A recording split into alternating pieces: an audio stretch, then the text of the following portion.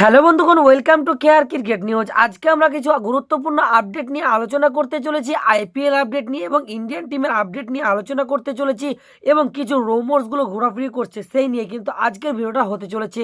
এবং Cameron green 18 কোটি টাকার উপরে পাবে না এই মিনি অকশনে, তা আমরা দেখবো। তার মধ্যে একটি সিস্টেম রয়েছে কেন 18 কোটি টাকার উপরে পাবে না এই মিনি অকশনে।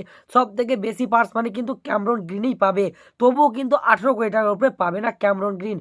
কি সিস্টেমে তা আমরা বিস্তারিত জানবো এই ভিডিওর মাধ্যমে। তা বেশি না বকে ভাট, ভিডিওটা শুরু করা যাক। তো সর্বপ্রথম কথা বললে কলকাতা নাইট রাইডার্স এবং চেন্নাই সুপার কিংস এই দুইটি দল কিন্তু ক্যামেরন গ্রিনকে নেওয়ার জন্য ইন্টারেস্ট দেখাবে। ঠিকটা উল্টো দিকে দিল্লি ক্যাপিটাল, সানরাইজার্স হায়দ্রাবাদও চাইবে এবং আন্দ্রে রাসেল রিটায়ারমেন্ট নেওয়ার পর কিন্তু আরও চাহিদা বেড়ে গেছে ক্যামেরন গ্রিনের। ক্যামেরন গ্রিন কিন্তু অবভিয়াসলি 25 থেকে 30 কোটি টাকার মধ্যে বাজেট যেতে পারে, এটা আমার পার্সোনালি মনে হয়।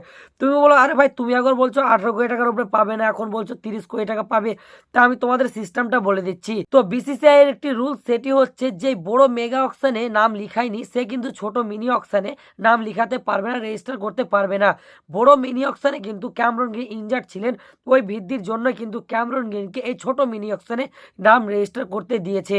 এবং ক্যামেরন গ্রিন 18 কোটি টাকার উপরে পাবে না ফরেন, যেহেতু জাসপ্রীত বুমরা 16 কোটি টাকায় খেলছে। ভাই তোমরা ভাবতে পারো জাসপ্রীত বুমরার মতো বলার 16 কোটি টাকায় খেলায়, আর অন্য কোনো ফরেন কান্ট্রি এসে ছোট মিনি অকশনে যেমনটা মিচেল স্টার্ক 24.75 কোটি টাকা নিয়ে চলে গেছিল কেকেআর এর কাছ থেকে, সেই রকমটা যেন না হয় ওই জন্য কিন্তু বিসিসিআই একটি রুলস করেছে যে ফরেন প্লেয়ার যে ছোট মিনি অকশনে নাম লিখাবে সেটি হচ্ছে 18 কোটি টাকার উপরে যে বাজেটগুলো হবে সেই বাজেটটা কিন্তু বিসিসিআই এর ফান্ডে চলে যাবে। ধরে নাও ক্যামেরন গ্রিন কিন্তু যদি 25 কোটি টাকা পায়, 18 কোটি টাকা চলে যাবে ক্যামেরন গ্রিনের খাতায়, আর বাকি যতগুলো পার্স মানি থেকে যাবে সেই পার্স মানিটা কিন্তু বিসিসিআই এর ফান্ডে চলে যাবে।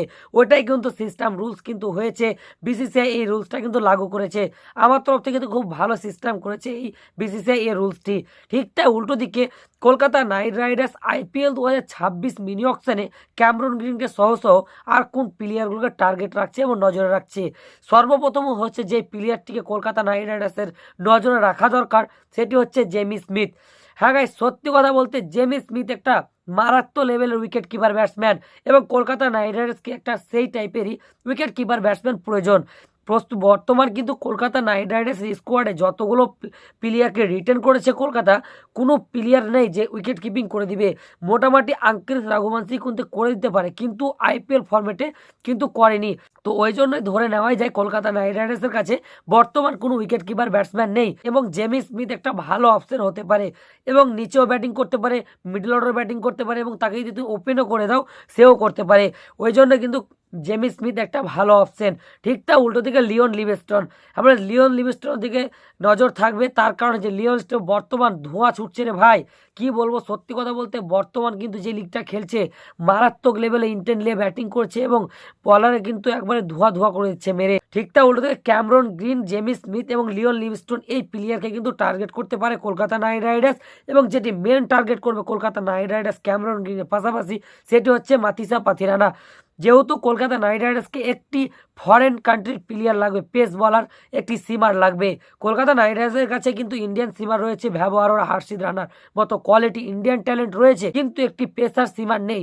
পেসার সিমারের জন্য কিন্তু মাথিসা পাথিরানার থেকে বেটার অপশন আমি কিন্তু এই মিনি অকশনে দেখতে পাচ্ছি না। হ্যাঁ, লুঙ্গি এঙ্গিডি, মার্কুডের মতো প্লেয়ারগুলো কিন্তু রয়েছে এবং কলকাতা নাইট রাইডার্সের মেন টার্গেটে থাকবে মাথিসা পাথিরানা।